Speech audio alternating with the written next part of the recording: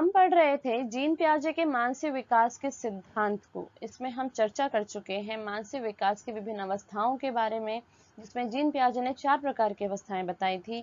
इसके बाद हमने बात की थी मानसिक विकास की विभिन्न प्रक्रियाओं पर। वो प्रक्रियाएं क्या थी? संगठन, अनुकूलन, जिसपे हमने चर्चा की थी, और इसमें हमने समझा था आत्मसातीकरण, समाविष्टीकरण क्या होता है, स्कीमा क्या होता है।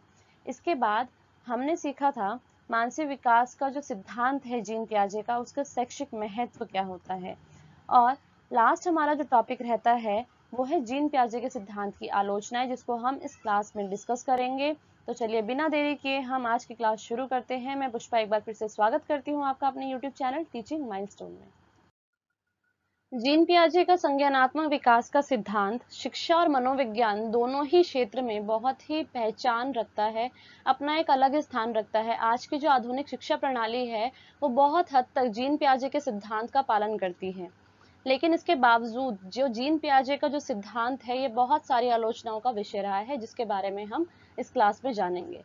तो इसमें कौन कौन सी ऐसी आलोचनाएं आती हैं जो मनोवैज्ञानिकों द्वारा बताई गई हैं, उसके बारे में हम डिस्कस करने वाले हैं। कुछ मनोवैज्ञानिक जो जीन पियाजे के सिद्धांत से सरोकार नहीं रखते, जिनकी पूर्ण सहमति नहीं है इस सिद्धांत को लेके, उनका मानना है कि जीन पियाजे ने जो अनुसंधान की विधि अपनाई वो एक समस्यात्मक विधि है। उनके अनुसार इस सिद्धांत में बड़े स्तर पर प्रामाणिकता का अभाव पाया जाता है। अब बड़े स्तर पर प्रामाणिकता का अभाव का मतलब क्या होता है कि अगर हम इसको व्यापक स्तर पर देखें तो ये बिल्कुल सटीक नहीं बैठता ये अनुसंधान। इसका कारण क्या है? क्योंकि जीन पियाजे ने अपने ही 3 संतानों पर इसका अनुसंधान किया था, और जो भी बच्चा होता है वो अपनी विरासत को आगे लेके जाता है, यानी वो जीन पियाजे की लेगेसी को वो आगे कैरी किए हुए थे। तो इस तरीके से बच्चे के ऊपर जो मेन प्रभाव है वो जीन पियाजे द्वारा जो भी वातावरण उनको दिया गया या जो उनकी आनुवंशिकता रही उसके आधार पर उनका जो अनुसंधान है वो हुआ। बच्चे का जो विकास है उसी के आधार पर हुआ, तो उसके अकॉर्डिंग ही, उसके अनुसार ही जीन पियाजे ने इस अनुसंधान को किया। और इसके अलावा भी जो शोध के लिए बच्चे और लिए गए इस चीज को टेस्ट करने के लिए कि जो जीन पियाजे ने जो अवस्थाएं बताई हैं वो कितने हद तक सही है या गलत, उसको जानने के लिए तो जो भी अन्य पृष्ठभूमि के जो बच्चे लिए गए और बाकी के बैकग्राउंड से, फैमिली बैकग्राउंड जो था उनका क्या था कि उनके सामाजिक और आर्थिक स्थिति जो थी वो बहुत अच्छी थी। वो भी ऐसे ही परिवारों से थे जो कि शिक्षित और पेशेवर व्यक्तियों की संतानें थी।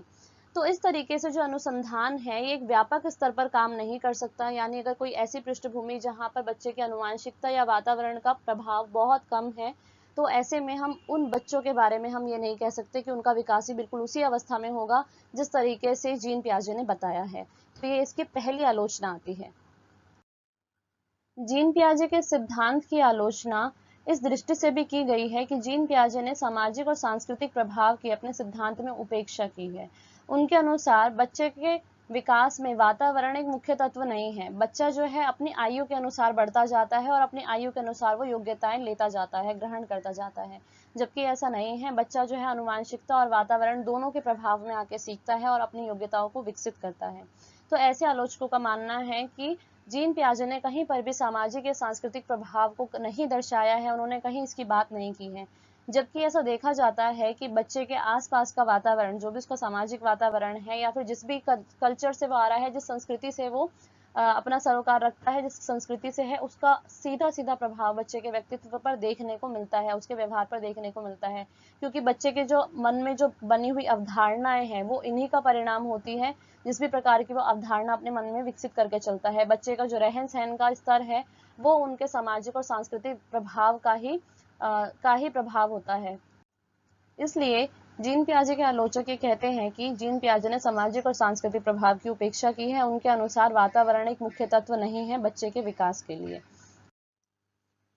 जीन पियाजे के अपने सिद्धांत में उनका मानना था कि बच्चे में योग्यताएं कम देखने को मिलती हैं, वही एक वयस्क व्यक्ति में अधिक योग्यताएं देखने को मिलती हैं। उन्होंने योग्यताओं का गलत अनुमान लगाया। उनके अनुसार जो एक छोटा बच्चा है वो ज्यादा अच्छे से नहीं सीख सकता या उसके अंदर इतनी ज्यादा योग्यताएं नहीं होती हैं जो कि एक वयस्क में देखी जाती है। उसके अनुसार यदि कोई व्यक्ति वयस्क व्यक्ति है तो वो ज्यादा अच्छे से किसी चीज को कर सकता है, उसमें कोई विशेष योग्यता होना संभव है, और वही एक बच्चे में होना ये जरूरी नहीं है।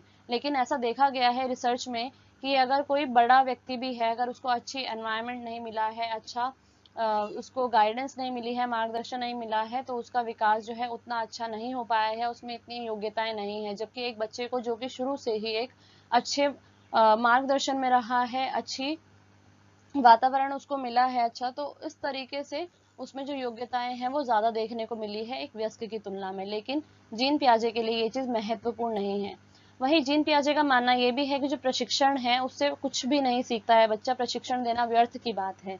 उनके अनुसार बच्चा जो है प्रशिक्षण के द्वारा कुछ भी नहीं सीख सकता जब तक कि वो अपनी आयु में नहीं आता। लेकिन रिसर्च में ये भी देखा गया है कि यदि किसी बच्चे को उसकी अर्ली एज में भी अगर कोई चीज सिखाई जा रही है, पूरे अच्छे से उसको ट्रेन किया जा रहा है, अच्छी स्किल्स के थ्रू उसको सिखाया जा रहा है, तो बच्चा जो है उस चीज को बहुत अच्छे से सीख सकता है। ऐसा जरूरी नहीं है कि उसमें जो है बच्चे को प्रशिक्षण देना बिल्कुल ही व्यर्थ है अगर उसकी एक आयु नहीं है तो इस तरीके से जीन पियाजे की आलोचना हमें देखने को मिलती है। और इसके अलावा जो लास्ट आलोचना है वो ये कि जीन पियाजे ने अवस्थाओं को अधिक महत्व दिया है। जीन पियाजे ने जो अपनी 4 अवस्थाएं बताई हैं उसमें आयु बताई है 4 अवस्थाओं में, जो हमने डिस्कस किया था लास्ट क्लास में। अगर अभी तक आपने वो क्लास नहीं देखी है तो आप उसको आई बटन में जाके देख सकते हैं, हम टीचिंग माइलस्टोन की प्लेलिस्ट में वो ऐड है, तो उस क्लास को आप जरूर देख लीजिएगा अगर आपको ये अवस्थाएं क्लियर नहीं है तो। जीन पियाजे का मानना था कि बच्चे जो है अपनी अवस्थाओं के अंत समय के आते आते वो उन वांछित विकास को प्राप्त कर लेता है, जो भी डिजायरेबल जो उसका डेवलपमेंट होना है वो बच्चे का हो जाता है अपने आप। इसके उनके अनुसार जो बच्चे का विकास है वो उनके जीवन में जो घटित घटनाएं हैं उनका कोई प्रभाव नहीं होता है, यानी जो भी बच्चा अनुभव करता है उसका कुछ खास प्रभाव नहीं होता। जबकि ऐसा देखा गया है कि बच्चा जो है उसके जीवन में जो भी परिवर्तन आ रहा है, जो भी उसका विकास हो रहा है, वो उसके जीवन में घटित होने वाली घटनाओं का अनुभव है। और जो भी उसको प्रशिक्षण दिया जाता है, जिस भी प्रकार का वातावरण उसको प्रदान किया गया है, जो उसकी आनुवांशिकता है, उन सभी चीजों का एक मिश्रित परिणाम देखने को मिलता है। लेकिन क्योंकि जीन पियाजे मानते हैं कि सिर्फ ये आनुवांशिक कारणों पर ही ज्यादा निर्भर करता है बच्चे का विकास, तो इसलिए उनके अनुसार जो बच्चे के अंदर की योग्यताएं हैं वो एक आयु के अनुसार बढ़ती रहती है। तो जीन पियाजे का जो सिद्धांत है जिसमें हमने आलोचनाएं देखी, तो ये सिद्धांत कंप्लीट हुआ यहाँ पे, जिसमें हमने अभी तक सभी सारी जो टॉपिक इसमें आए थे वो हम कवर कर चुके हैं।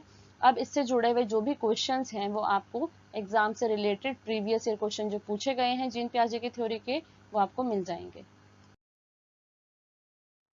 अभी तक आपको जो भी पढ़ाया है और समझाया है उसमें का किसी भी तरीके का कोई डाउट या कोई कंफ्यूजन अभी भी रह गया है तो आप उसको कमेंट सेक्शन में पूछ सकते हैं।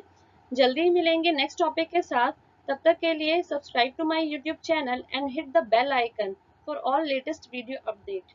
Stay tune, stay blessed. Thank you so much.